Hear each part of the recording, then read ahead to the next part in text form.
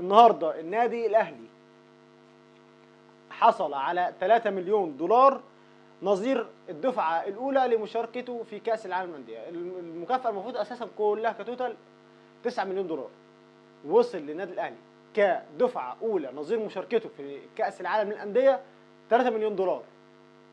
3 مليون دولار توتو على كبوته.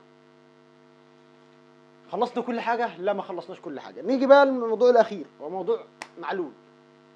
قلت لك امبارح انه بنسبه 90% انه معلول خارج اسوار النادي الاهلي بنسبه 90%. وخد معاه عمرو السوليه. خلاص الاثنين. عمرو السوليه النهارده كان موجود في النادي بيجمع المتعلقات بتاعته وخلاص خلص كل حاجه ومشي. معلول خلاص بكره باذن الله بمشيئه الله هيرحل من النادي الاهلي. شفنا بقى البوست اللي كتبه علي معلول الكلام ده كله، ولكن انا عندي لوم وعتاب على مجلس اداره النادي الاهلي.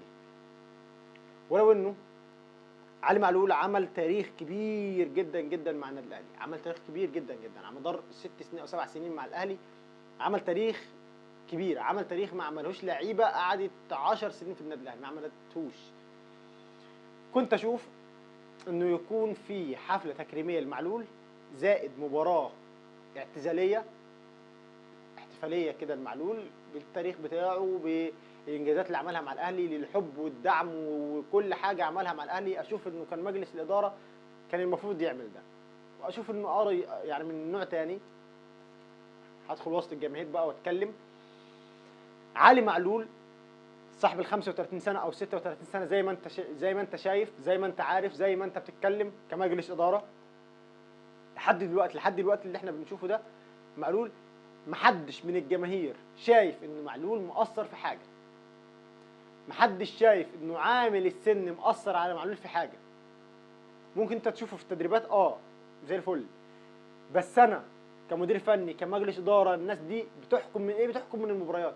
معلول في اللقاءين اللي نزل فيهم ادالك حاجات، معلش في الكلمه، كوكا والدبيس ويحيى عطية الله ما عملهاش خالص. لما تيجي تتكلم على معلول، لا، معلول كان يقدر يكمل. معلول عنده القدره ان هو يكمل.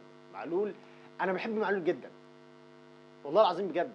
ولا انا اهلاوي ولا انا زملكاوي، بس انا بحب معلول جدا. واللي ما يحبش معلول اهلاوي او زملكاوي يبقى عنده عيب بصراحه. معلول لعيب على خلق، ما بيغلطش في حد. راجل مركز في الملعب بكل ما تملكه، بكل ما تحمله كلمه معنى. الراجل مركز في الملعب جامد جدا. الراجل عمل تاريخ كبير جدا مع الاهلي. كنت اشوف انه